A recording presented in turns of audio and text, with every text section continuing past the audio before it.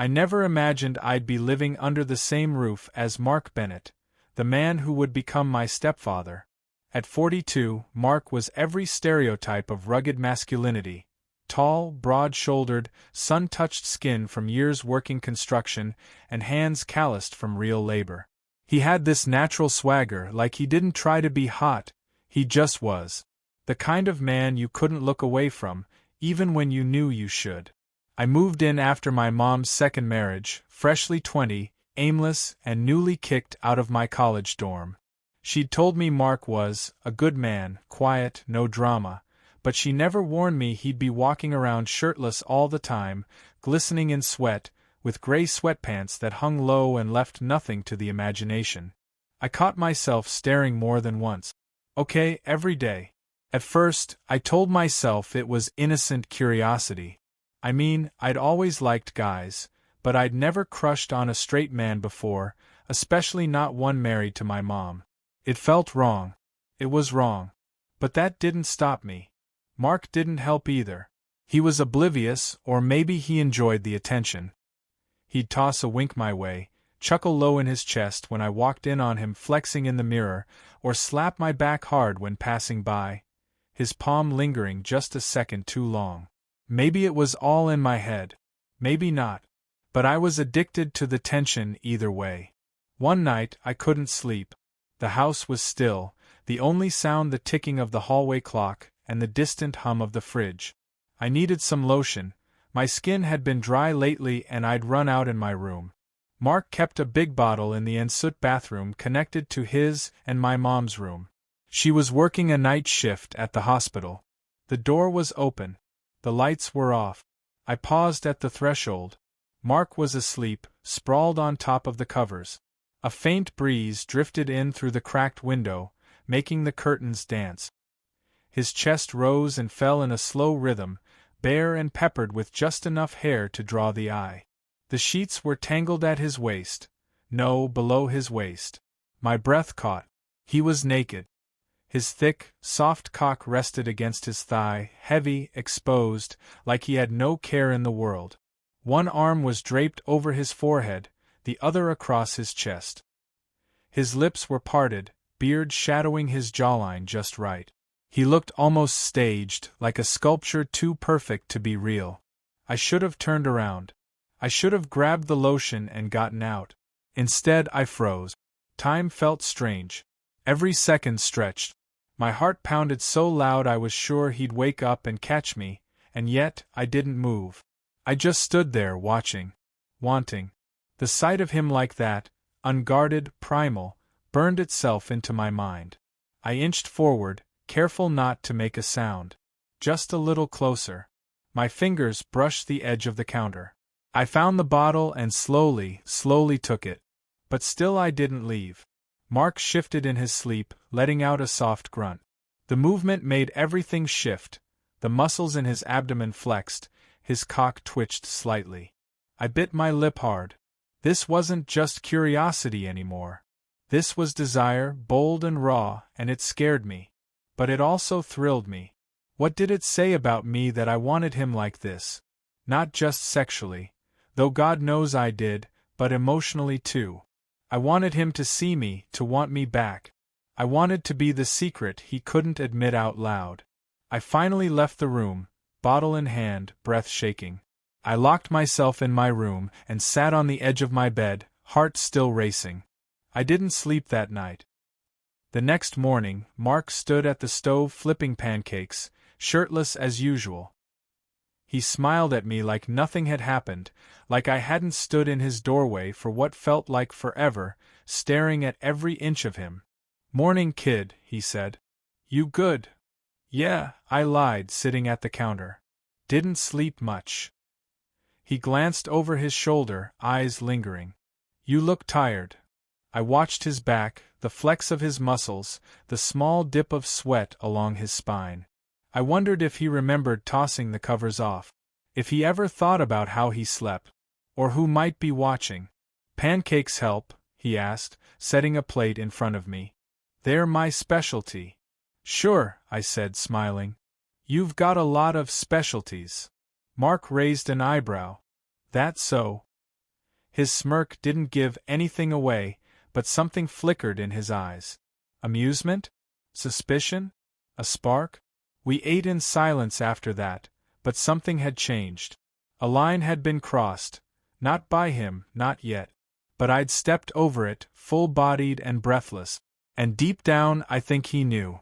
After that night, everything shifted. I couldn't stop thinking about Mark, how he looked spread across the sheets, the quiet power of his body, the way he made a space feel hotter just by existing in it. Every glance, every casual brush of skin, felt like a whisper daring me to cross another line. And I did. It started small. I began walking around the house in nothing but a towel after showers, knowing full well Mark would be in the kitchen sipping coffee or watching the morning news. I could feel his gaze on my back when I reached for the cereal, pretending I didn't notice. I let the towel slip a little lower each day. I wanted him to see. I needed him to see. He never said a word, but he noticed. Oh, he noticed. One afternoon, I walked past the garage and heard the low grunt of effort. Mark was lifting weights, sweat soaking through his tank top. I leaned against the doorframe, arms crossed, watching. You know, I said, you could just go shirtless. You'd cool off faster.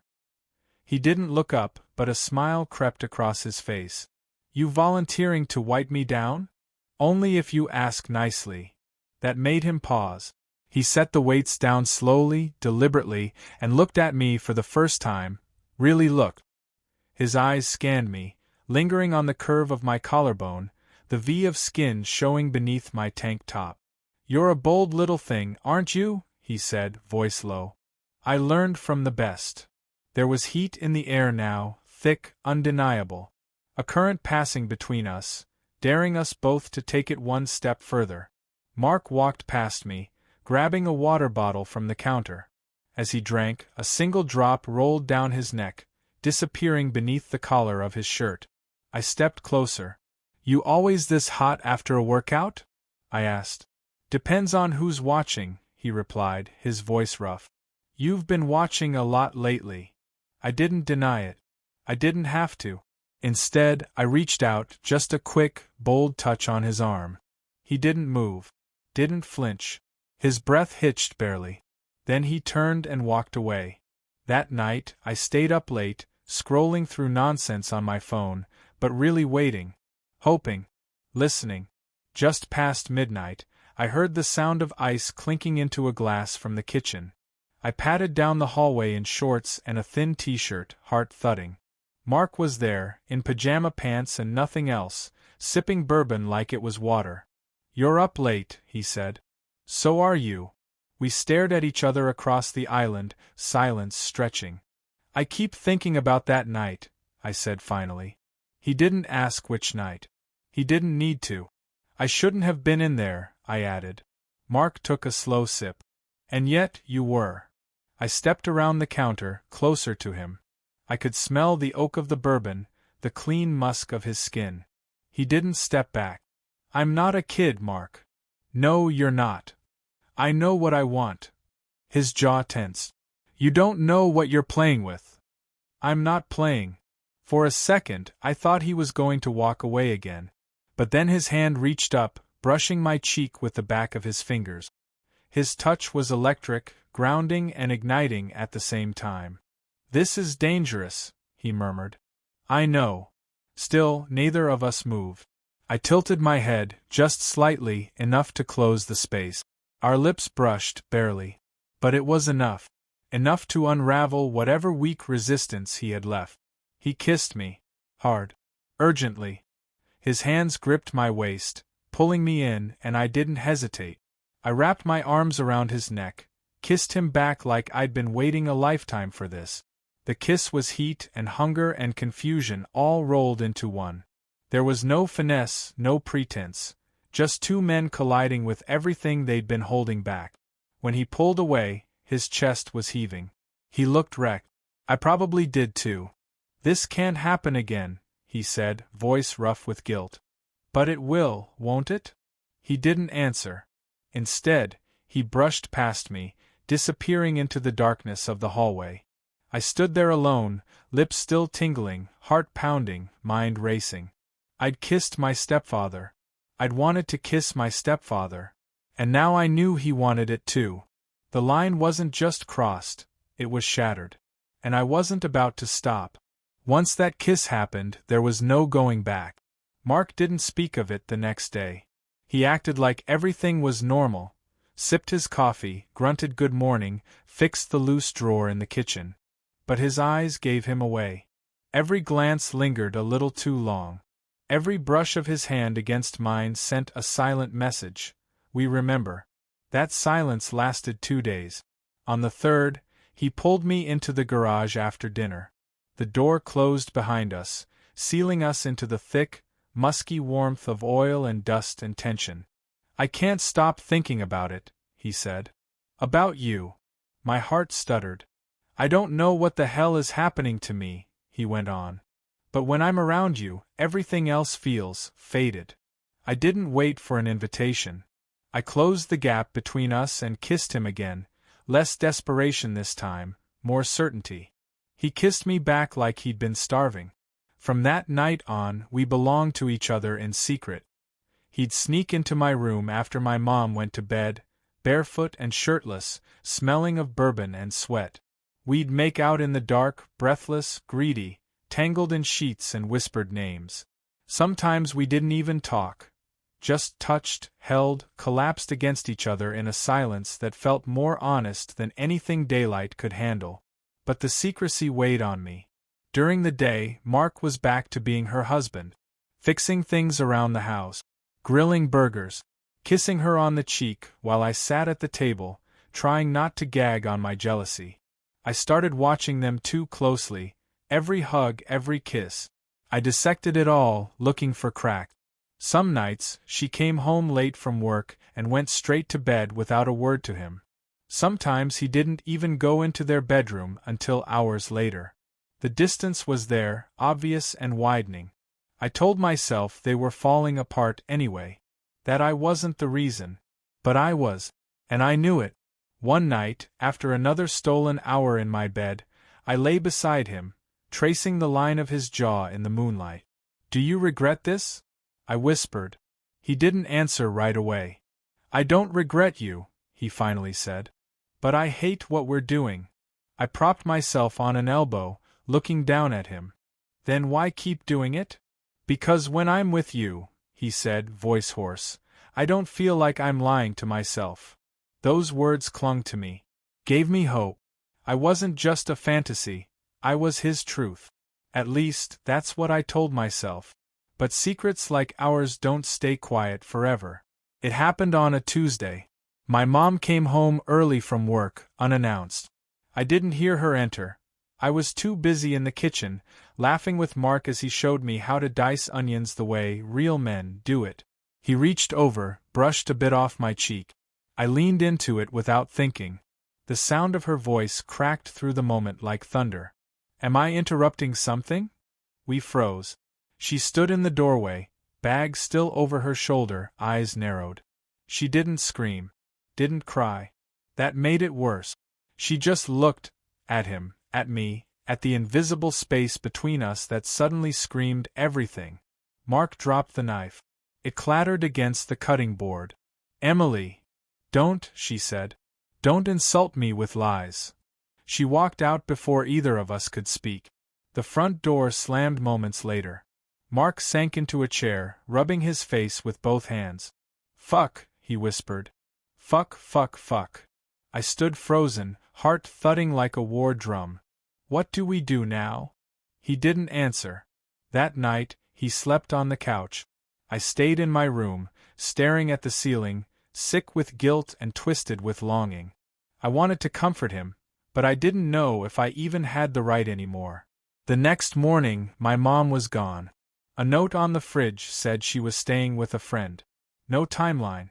No goodbye. Mark was in the garage, pacing.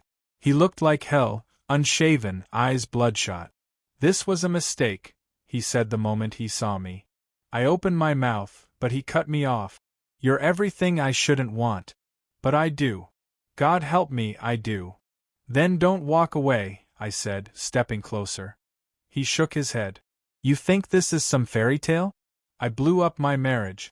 Your mom will never forgive me. You'll hate me one day too. I grabbed his hand, held it tight.